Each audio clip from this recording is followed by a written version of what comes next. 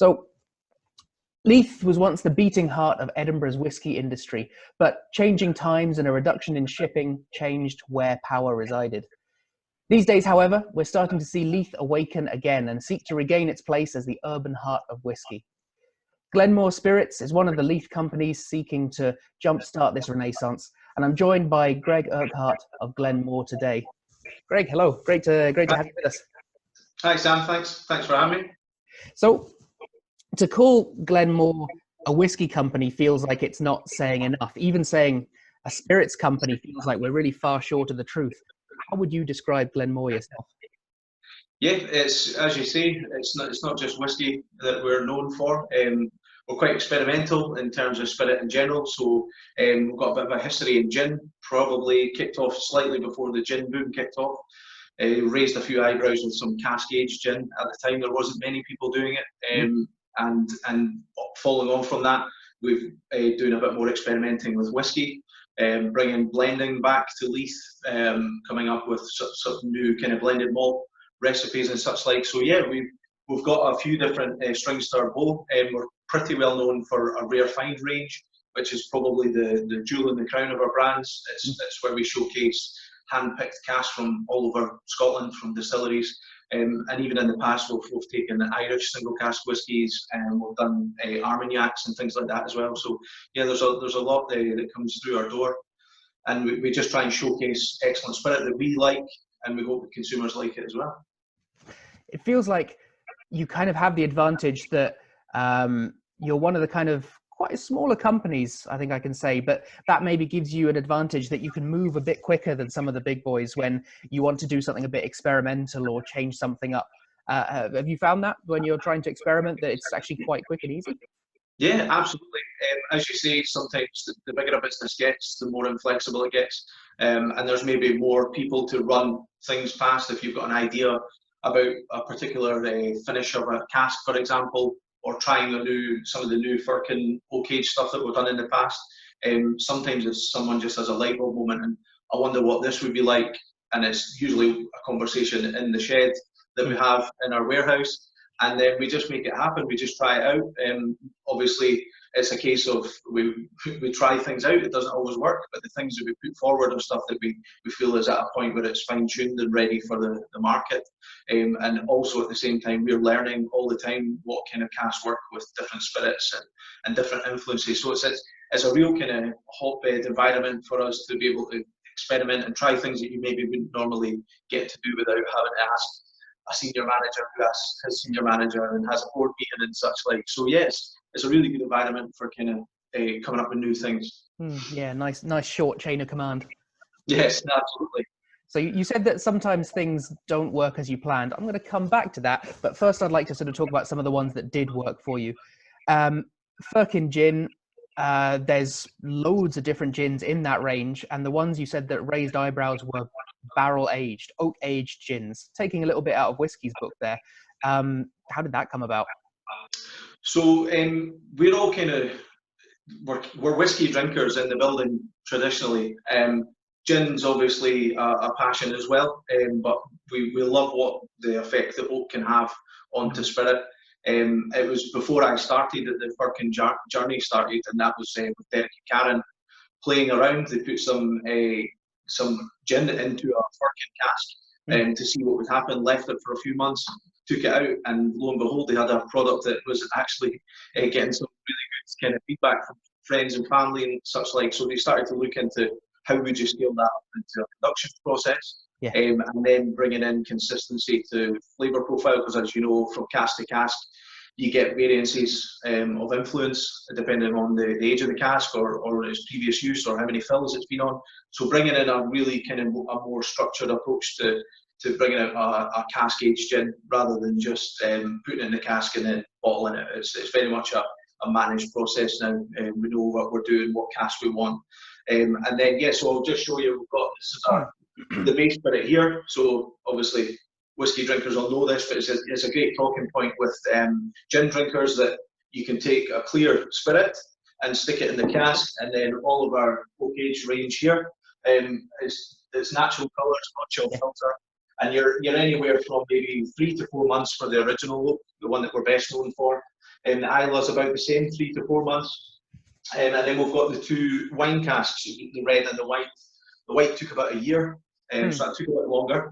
And the red was about 6 months for first fill. So that's on the batch that we used are on their second fill now. So they'll maybe take 8 to 10 months, maybe longer, obviously. The cask loses its influence. And then once we find a cask is it becomes ineffective, because you could age it for 2 years, but we're maybe pass those casks on to brewers and beer guys who you give it another use, and we can bring in fresh wood again, and it shortens that production period, but gives us a consistent kind of flavour profile as well. So yeah, interesting gin to work with. Yeah, and a place where whiskey drinkers and gin drinkers can cross over and introduce each other to each other's product, I guess. Absolutely, and the great thing about it as well, obviously, gin being a traditional kind of long drink, it's nice to be able to get people to try it neat. The spirit itself is 46%, very smooth. It's a good gin that we start with, so we're not disguising a subpar gin in good casks. It's a marriage of good spirit in the starting process right into the cask aging. So it becomes a very unique product, and as you say, it's something that if you're a whiskey drinker or a gin drinker, it's a very good talking point, and it's also a bit of a crossover. So if you want a gin and tonic, yeah, we've got that covered. But if you want to be a bit more experimental and learn a bit more about wood finishes and stuff, and these gins are so flexible in terms of cocktail applications, and even just as a neat spirit or over ice, they can be treated in so many different ways. So they're an interesting kind of proposition. And the name firkin, it refers to the really tiny size of cask, which there aren't that many firkins really still at use. Do you find yourself able to use firkins for a lot of these? No, so the first ever maturation was in a firkin cask. We actually still have it. It's in the warehouse in Leith, and it's on its final fill. It was filled a couple of years ago now, so we're going to probably bring that out to market as maybe a special or something, maybe on an anniversary. We've just had our 5th birthday of firkin, so we've missed it for this year. So we'll maybe plan ahead and do it for the next birthday or something, or maybe just a big event or something. We'll keep that kind of stored away. But yeah, we do it for the production for the main stuff now. It's all in kind of full-size casks.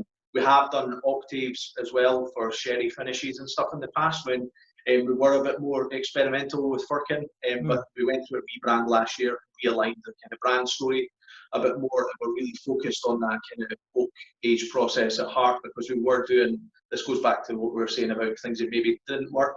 We got kind of caught up in all the kind of flavour gins and stuff, and started putting out firkin, pineapple and blueberry and strawberry and rose and things like that. But really at heart, firkin was all about cask maturation. So we've realigned that, and we've got other gin brands that if we want to go down the flavoured route, we have done in the past, and we can do that again through those. They're probably better vehicles for it. But yeah, certainly firkin now is re-establishing itself as being a great gin in its own right before it goes into cask, and then on into the cask journey after that. Yeah, following the whiskey lines, I guess. Yes, absolutely. Being in Leith, you're in a place that, 100 years ago was established as, the place of the whiskey barons, the blenders, people who are creatively bringing whiskies together. And that's a legacy that you've continued with your blended malt series, right? Yeah, so even myself, I've been drinking whiskey for coming up nearly 9 years now, before even working or anything to do with the industry at all. And it was only in recent years that myself, I knew what a history Leith had, and Edinburgh itself was obviously a hotbed for whiskey, as you say, going back in the day, but it's totally been lost. I think there was such a long disconnect that people didn't realise. A lot, especially whiskey tourists, they'll come to Edinburgh, they'll maybe fly in, they'll have a quick look around, see the castle or whatever, maybe visit a couple of bits and bobs, but they'll go off on their whiskey journey everywhere else around Scotland. So it's great to see the interest and the history being kind of brought back to Edinburgh and Leith especially. It just gives us a bit something to kind of grip onto and try and bring that history back and really make Edinburgh a bit more of a destination. Obviously, there's a lot of big projects coming to Edinburgh in terms of whiskey in the coming years and in the last few years. So hopefully people don't just use us as a stepping stone to go to see these amazing distilleries we've got all over the rest of the country, and they maybe spend a bit of time in Edinburgh and learn a bit about it. But yeah, the blended malt series we've got, it's called Whiskey Row. I've got some here. So yep. This is our batch one. There's 3 expressions. So we've got our smoke and peat, and they're all flavour driven. We've got rich and spicy, and smooth and sweet. So they're all on batch one, as I say. Batch 2 will be different cask makeup, different sourcing from different distilleries, which we're luckily enough we can get access to quite a lot of spirit. So yeah, it will always be flavour driven. If you pick up a bottle of smoke and peat, it'll be smoky and peaty. Yeah. But from batch to batch, it'll be a different experience, and we hope that will become a point of interest, that people will maybe have tried batch 1, really like it. They know that they're going to get that headline smoke and peat, but the next bottle you may buy might be slightly different. They're non-chill filter, they're natural colour. So yeah, it's a great story. And Whiskey Row itself, I'll bring that in a little bit. The actual Edinburgh style street sign from bygone era on the front there refers to a street in Leith. So on the back of the bottle, it might be hard to see on camera, but you can see via the website and stuff, there's a map of Leith Shore kind of area just along where all the bonding places and the Leith glassworks and stuff were. You can actually use the bottle to navigate through Leith itself. Yeah, you could tick all the bars you've been in on the way along. Yeah. So yeah, on the back there, it's got where Whiskey Row used to be on the map. So it's now known as Elf Street. So if you went there now, you wouldn't know there was so much sort of whiskey history there, because it's all modern flats and all the old facilities have been knocked down. So it's nice to kind of remember that and try and bring that back to Edinburgh and keep the kind of legacy going as such. And it gives us a chance to obviously do some blending as well. So yeah, it's good fun. Yeah. It's always fun to sort of have, as you say, sort of different batches released, and it's more than a talking point often, because you've got people who will defend, like, say, batch 5 was the greatest batch ever. People who like batch 6 don't know what they're talking about, and you get such passionate debates that it keeps the batches in everyone's imagination for a long time. So it's a good route to go. And then, of course, single casks. You have the Rare Find series, and this is all about just isolating something very singular from a single cask and then showing that off.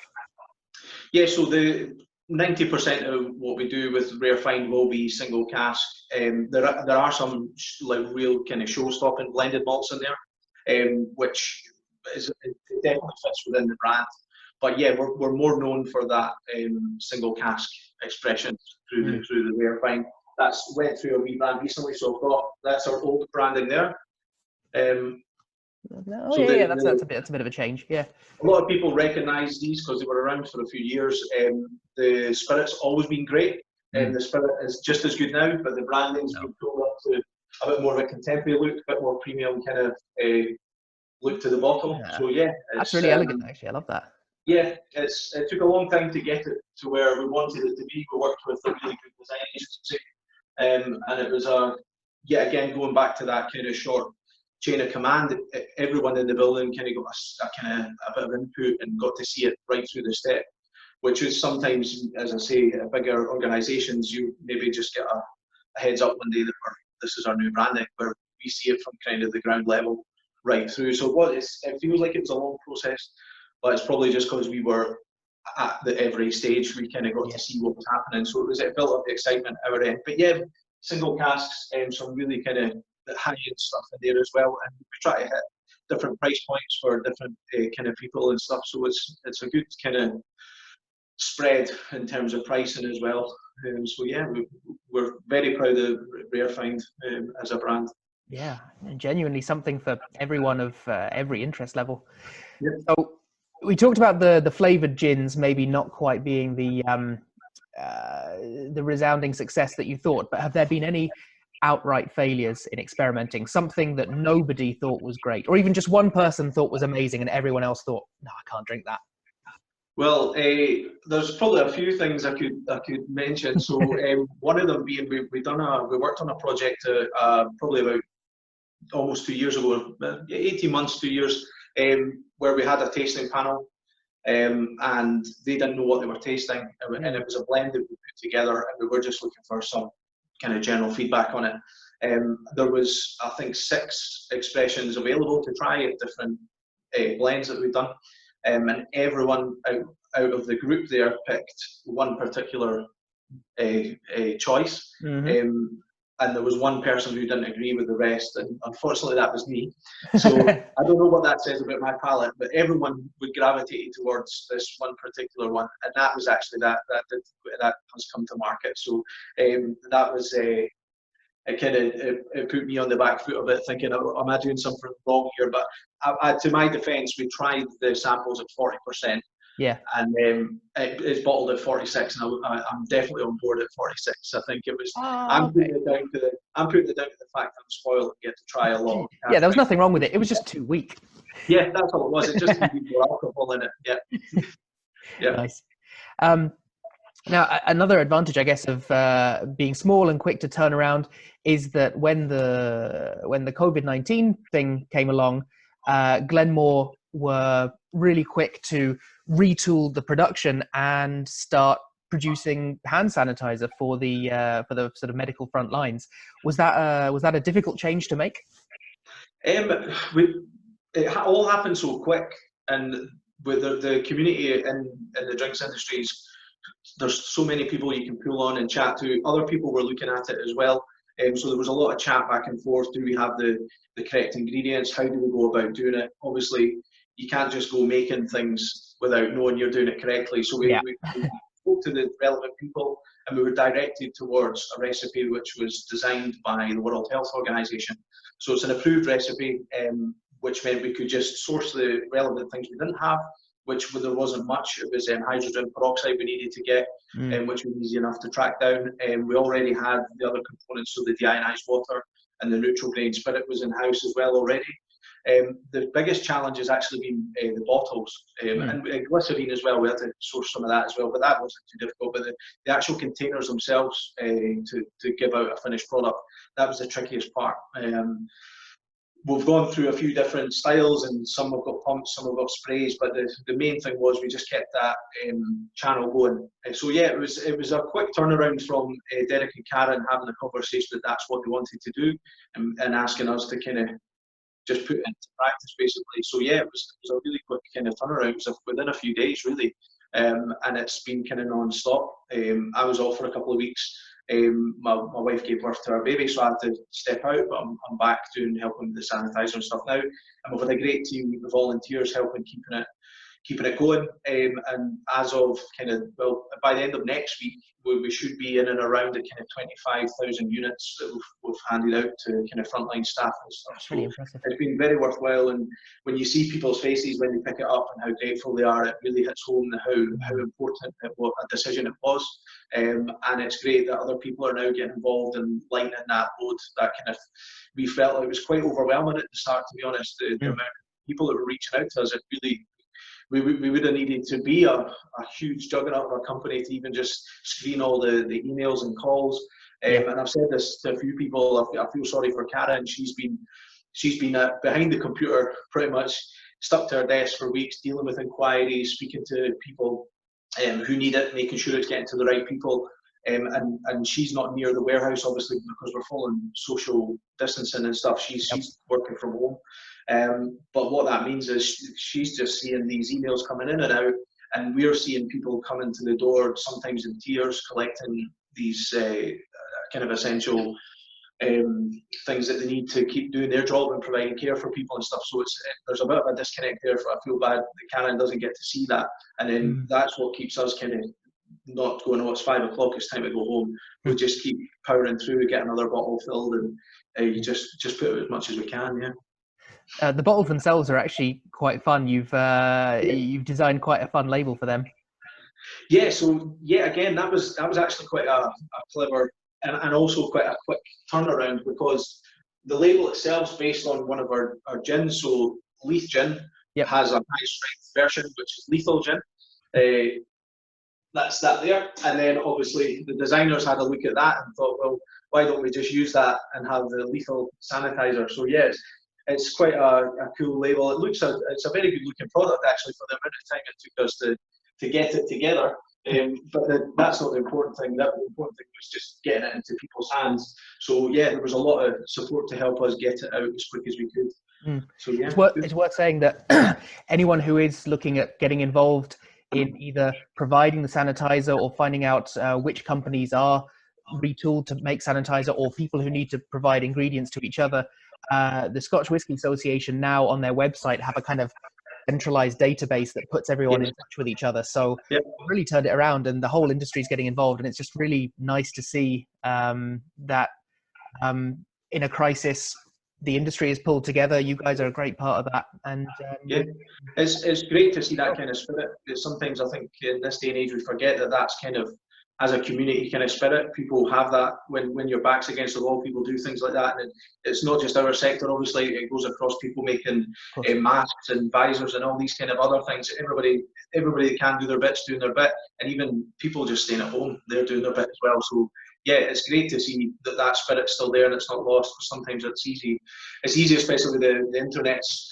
Sometimes focuses on the negatives in our modern society. So it's nice to see that we've still got that community spirit there at the heart of everything. So for sure. And thinking of positives, any plans for the future? Yeah, we've always got plans. Yeah, always got plans. Yeah, we're looking at our next outturn of bottlings in terms of rare fine. We're discussing that. We've got virtual tastings going on just now as well, which we're using the proceeds to put towards the sanitizer production. So we've got our first one on Tuesday, which is going to be hosted by Dr. Chris White from Edinburgh Whisky Blog. So he's going to be hosting a set of 5 drams, and then we're hopefully going to be doing more at the back. So if anybody's interested in getting involved in that, keep an eye out. Because this is actually going out on a Wednesday, so we're talking about yesterday from your perspective. Got you. Okay, so yeah, keep an eye on our social channels, and then there will be more tastings going forward. So if anybody wants to get involved, just follow our social channels, or Chris Edinburgh Whisky Blog. I'll be putting out some more information on future tastings as well. We've got some special drams in the first one, so we've got a rose bank in there.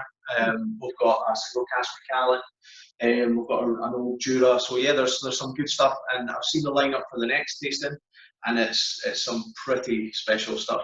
I can't blow the lid on it just yet, but a lot of kind of whiskies that you would have on your bucket list, put it that way.